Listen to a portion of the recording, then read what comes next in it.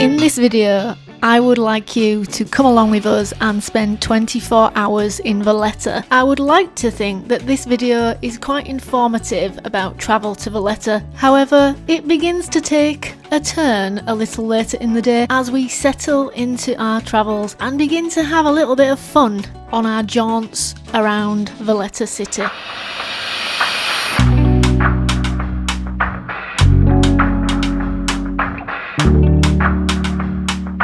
Spend 24 hours in Valletta with myself and Johnny.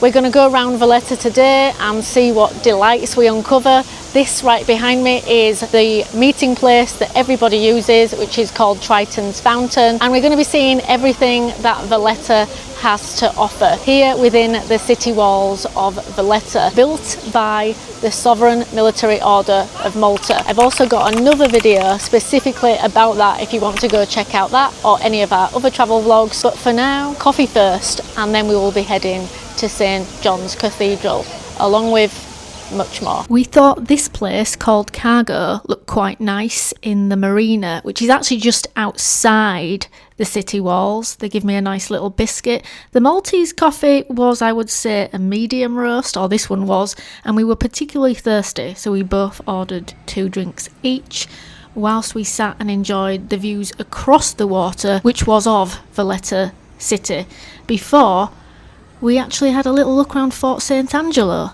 which is a different vlog because there's quite a bit to cover in Fort St Angelo alone. That in mind, we headed back to Valletta city. We've had a quick coffee, as you probably gathered, and we are now getting our Uber around the other side of the harbour, because it is absolutely huge, to go have a look at St John's Cathedral.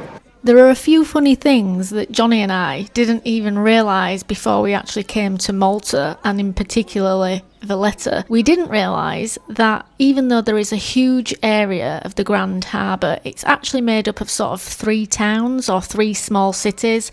So Valletta city actually just refers to the city walls, which cars don't have access to unless they are delivering, which is the city walls you can see us entering now. Burgu is the marina area which looks across to Valletta city, and then there is also a third smaller city, and they're all kind of nestled together around the Grand Harbour. But the Grand Harbour is huge, and there's even a huge underpass where you can't physically walk around it, although you can hire a little golf buggy to get around because it is really huge. For instance, our Uber journey back actually took about 15 minutes to get back round, so on foot it would have been about 3 or 4 miles, and we were saving our feet for the rest of the adventuring for the day. Valletta city itself is only about a half-mile square, and it is built in a grid-like system. Also, another thing that we didn't know before coming is that Valletta is actually the most southern capital in Europe, which was a nice little fact to find out because our last trip to Reykjavik, which we did vlog, and there are travel vlogs about it here on this channel, was to the northernmost capital city in Europe. So we joked that we've just been to the northern and now we've gone to the most southern, and for that reason it is known as the sunniest capital city in Europe. And it was a very sunny day, so we did have to keep stopping to hydrate, as will become apparent throughout this vlog. So behind me here is St John's Cathedral, which was obviously built by the Knights of St John, as the entirety of Valletta city was built by the Knights of St John. It houses the Caravaggio painting, The Beheading of St John, and it's quite unique because it was actually custom painted and commissioned for the Knights of St John. So it's been here ever since it was painted. It was painted in this very spot, and it has been here ever since. A quick word of warning for anybody really wanting or hoping to see the Caravaggio paintings, as it's not just the beheading of St John that is inside the St John Cathedral, it's also Sir Jerome writing, which is another famous work. It is about a 2 to 3 hour wait in the queue. But it is definitely worth the wait if you've got the time, because the beheading of St. John is actually Caravaggio's largest piece of work. Painted in 1608, it's been there ever since, as I just said, and it is approximately 5 metres by 4 metres, and it is the only artwork that Caravaggio ever actually signed. But another famous work is also Sir Jerome writing, and that was painted in 1605. They're very beautiful artworks. It's whether you've got the time. Apparently it took 15 years to build the city of Valletta, which is pretty impressive because it is very, very large, as you can see.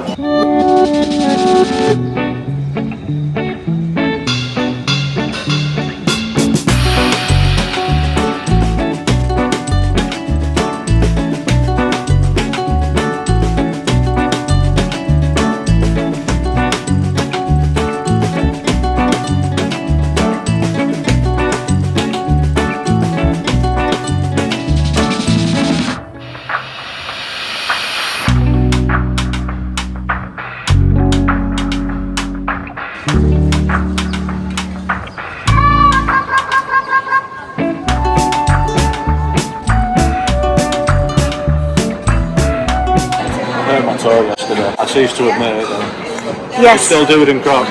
If you can see Johnny limping throughout this video, it is because he either thinks he has gout from all the cheese he's been eating, or he hurt his toe. You have some sangria? No, you don't want to go there, that's Spanish. Don't be a traitor to the Maltese cuisine. By the way, all these balconies are Maltese balconies and they are called gallerias. We're contemplating finding somewhere for lunch down one of these back streets. My face looks like a beetroot. So we've decided to actually stop for a drink because we were getting a little bit too tired looking for somewhere to eat. So we've stopped on this nice little street with a view of the harbour in the background, and it's very, very lively.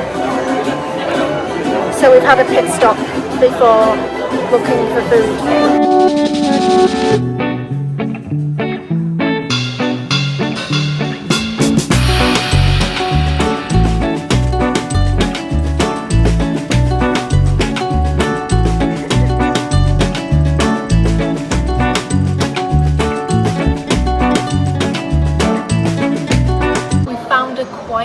Section of Valletta. So we thought we'd found a quiet little street to sit in, but it turns out they're doing some kind of renovations behind us. I should imagine with all the gallerias that they need constant upkeep, but we are soon going to go have a look for somewhere to eat lunch.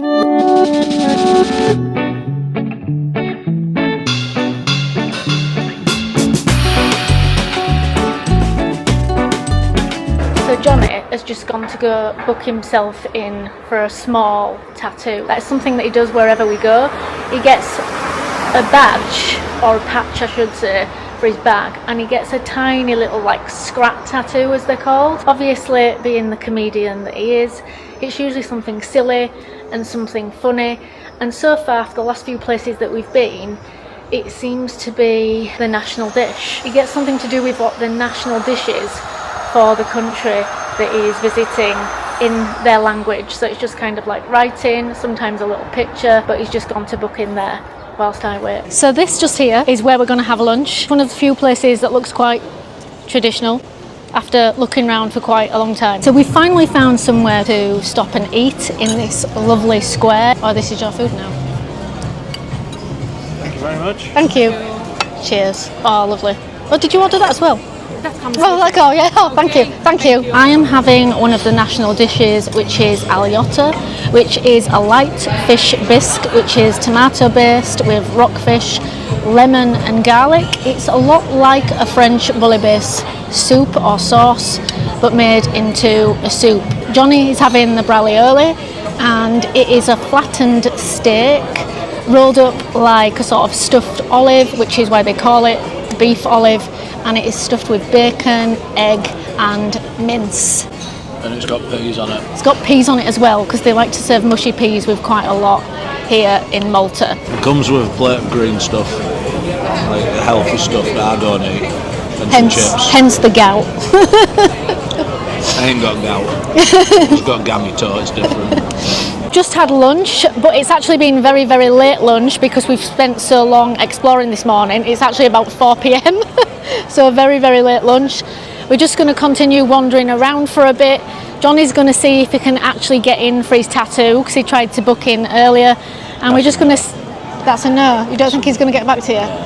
Well, he's going to try, and if not, we might do a bit of. I'm going to drink cocktails. He's going to drink cocktails. I'm not. I might have a very late coffee because we're staying here as late as possible to give you a full 24 hours in Valletta, and maybe do a bit of souvenir shopping, which we don't normally do, but looking for something traditionally Maltese for my mum, although Johnny got Zala, our little puppy, a Popeye the other day because we did Popeye Teddy because we went to Popeye Village. We went to the Popeye Village, so check that video out as well.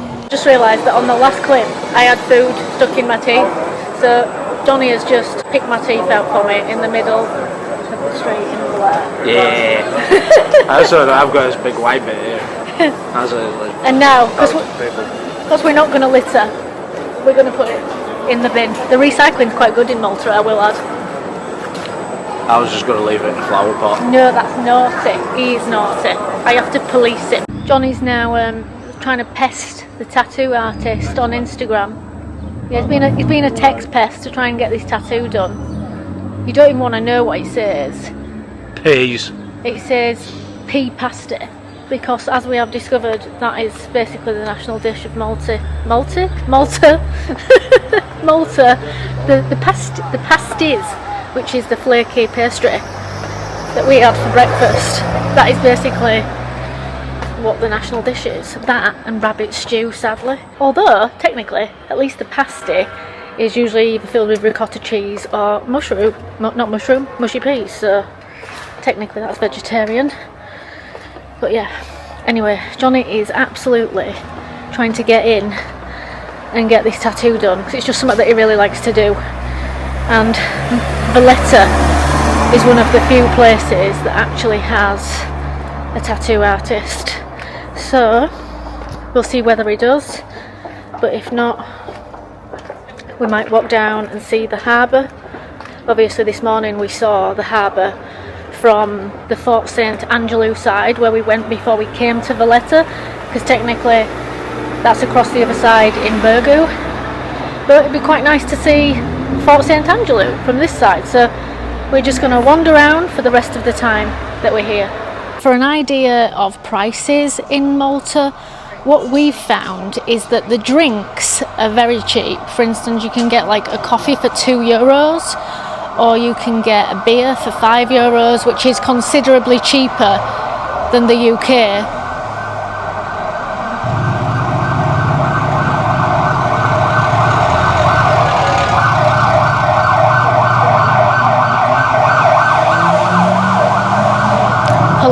Polizia. But the food is roughly the same price as the UK, unless, wow, that's noisy. Unless you're having something like a sandwich, like the fatira, the Maltese like crusty sandwich, which is a bit similar to a panini.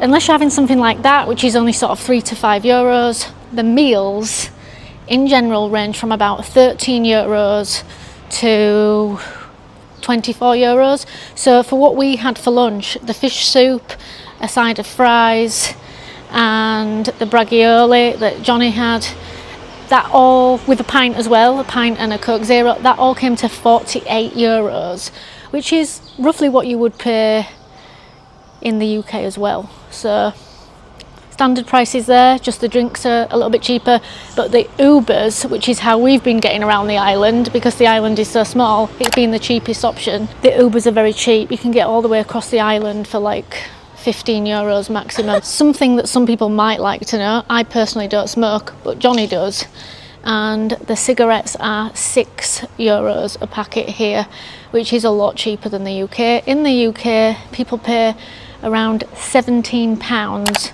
for 20 cigarettes. So Johnny has just been back to check again on Ink City Tattoos, who told him to message him, and what did they say?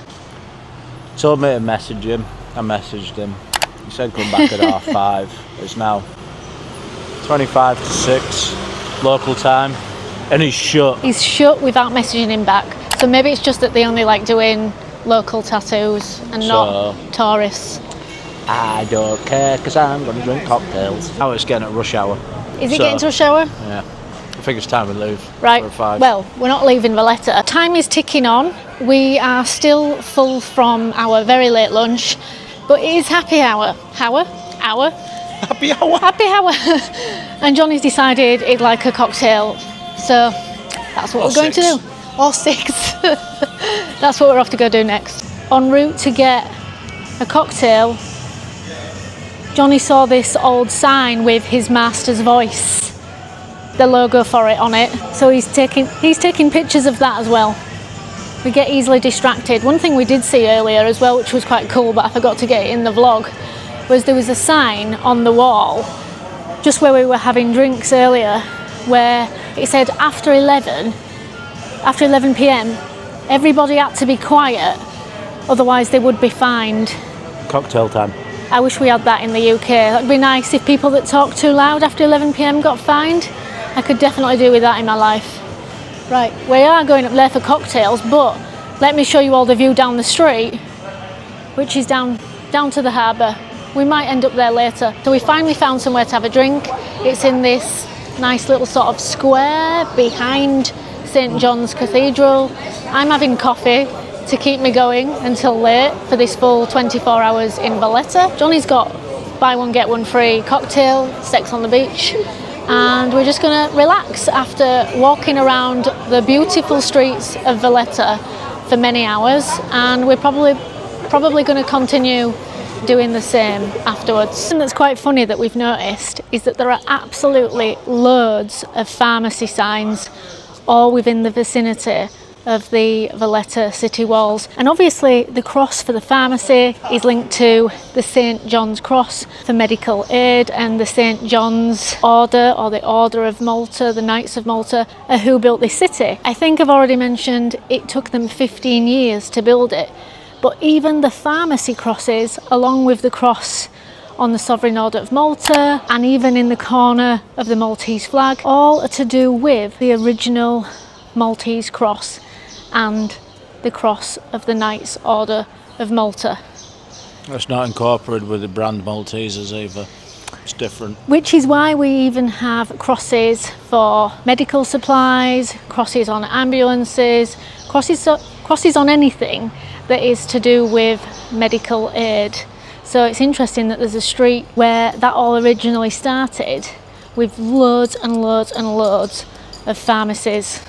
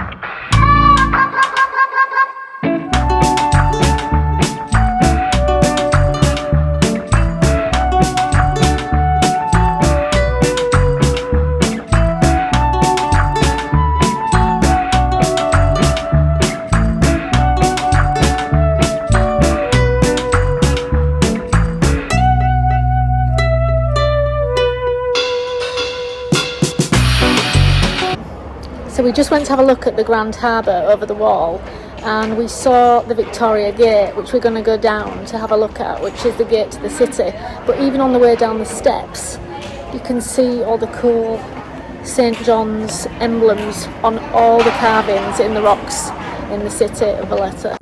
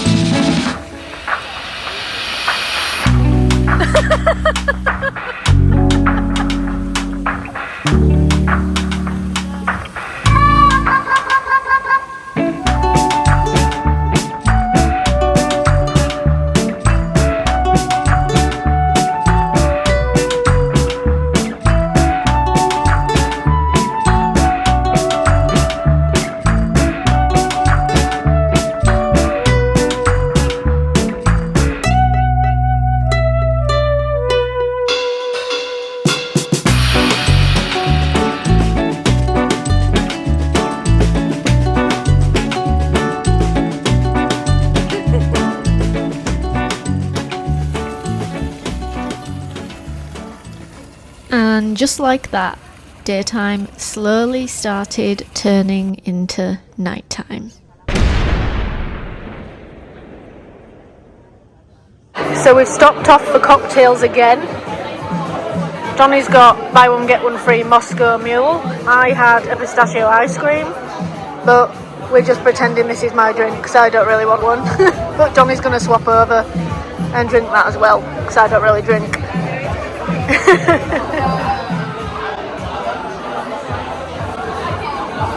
Is it nice? So now we are heading... Daytime. Yeah, it is now nighttime, and now we're heading to go watch the fireworks in the Grand Harbour. So in case you didn't catch what I said there, it is obviously now nighttime, and we are heading to the Grand Harbour. We're heading to the Grand Harbour to watch the fireworks. Because earlier, when we were down at the Victoria Gate, a nice American man told us that there was going to be a firework display that night at 8 p.m. and apparently it's a firework festival throughout April, honouring the times of the Knights of St. John when they used to give gunpowder shows to celebrate.